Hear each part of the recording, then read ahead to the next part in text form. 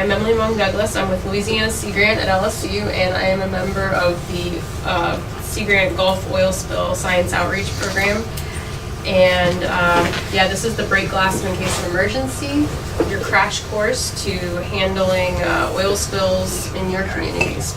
So it's by far not a comprehensive guide, but hopefully just a little bit of tidbits of information to help you hit the ground running should you have an incident in your area. So I just want to thank everyone on the planning committee and just all of you from your region for welcoming me and including me in your meeting, and also our partners as well, NOAA and the Coast Guard. We've got Frank, as you all know, and Dave, and obviously I have to thank my home Sea Grant region and our funding agency, the Gulf of Mexico Research Initiative, GoMRI. So just a little bit about our program, just to give you a little bit of perspective about me and where I'm coming from. As you can imagine, after Deepwater Horizon happened back in 2010, there were a lot of challenges that folks had to overcome in the community, and so by extension of that, Sea Grant had to overcome. There's a lot of mistrust between people within the community and emergency responders and other officials, and there are a lot of rumors going around about what would happen to the long-term impacts of fisheries and seafood and so on, a lot of unknowns.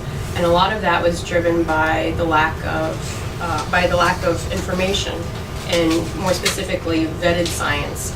So back in 2014, the Gulf of Mexico Research Initiative, or GoMRI, which is a $500 million investment by BP from non-penalty funds, so it's actually separate from the Restore Act. They partnered with Sea Grant to help share oil spill science in the Gulf of Mexico region, and more recently now nationally and internationally as well. But we don't just share, just to be clear, we don't just share GoMRI research, we also share science funded by all other agencies as well. So as long as it's been peer-reviewed or published in a government document somewhere, we've tried to include it in our program. So just a little background about our program. We've got currently a 5-member team. We are hiring a 6th person very shortly. Our backgrounds are diverse and range from fisheries science, social science, physical oceanography. We also have a program manager, Steve Sempier, who most of you probably know, and also a communications person, Tara Skelton.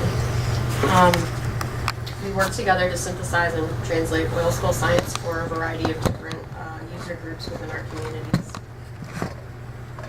And just a little plug for our website. It's located on the bottom of each of my slides, and on there you'll find a lot of resources. We have all of our workshops that we've ever held available online, and you can actually go in and click individual presentations, so you don't have to try to scroll through an entire day's workshop to find the one that you're specifically interested in. It also gives summaries of each of the different speakers who are experts in their field, and the cool thing about these workshops is that all of them are done in layman's terms, so it doesn't matter who's giving the presentation. It's given in a way that you don't have to have a background in that specific area to understand what's going on. Also on there are our oil spill outreach publications. We have some great one-pagers as well as 8-pagers in different areas. So if you got those thumb drives from me before. Okay, so on that thumb drive, you'll see that little swing tag has our website, and then also within the thumb drive, there's a big mega PDF with all of those publications. Today we have about 21, I think. So it's all included in there, and they're bookmarked for easier use, as well as a fact sheet about things you can expect if an oil spill happens in your area. But I'll go over that a little bit more later. So Emily, all those documents are sort of evergreen, or could go at any time for an oil spill, or are they specific to? Some of them do deal with the Gulf oil spill, but some of them are more general. There's definitely, even within the Gulf documents, there's definitely some take-homes you could apply broadly. But beyond just our program, our oil spill program, I was really thinking about why you all might be interested in being here in this workshop today. And so I think that as sea granters, if there's some sort of major disaster occurring, do we really want to be the people that are on that beach there? They're making sandcastles, they look really happy, right? But they seem to fail to see that gigantic wave that's coming for them.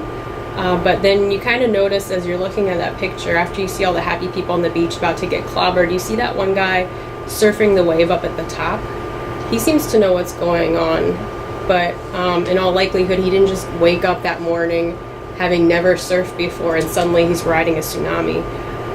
There's a lot more involved than just that, right? So if you're in that sort of situation, how do you go from being that person on the beach to that person riding the wave? You're gonna start trying to figure out what you need to know, what goes into being a good surfer in the first place, right? So finding the best surf shop in town, figuring out what board works best, taking surf lessons, maybe some emergency swim survival training course. Maybe you're gonna reach out and find out who you're gonna call if you get in over your head, who are your go-tos. You're also going to find out where you can get the best possible information from about weather patterns and how that's going to affect the way that you surf. That's another key point. And then you're going to put all those skills and knowledge and connections to use because practice makes perfect, right? And so the same thing happens if you're trying to prepare for something you've never dealt with before. You're going to try to figure out ahead of time on the front end, that sort of information. So that's what we're trying to help you with today, as I said, to help you hit the ground running. So provide a little bit of information to help you understand a bit about emergency response and who's who and how to get dialed into that key circle of players. Understand just a little bit about the basics of emergency response so that should you be asked, you can kind of know what to expect. To share with your stakeholders, as well as some things that you might see come up within your own communities and ways to better deal with that, and just a few broad brush answers to some big picture questions that you might get from stakeholders. So we've got two guest speakers, Dave Pugh from the U.S. Coast Guard. He was kind enough to come here all the way from Portsmouth, Virginia, right?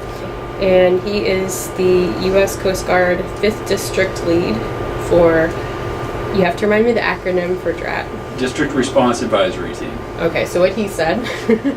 And then we've also got Frank Sulak with NOAA. He is your NOAA Scientific Support Coordinator, or SSC. And he could possibly be your new best friend if you have an oil spill in your area. And I'll talk a little bit more about that later.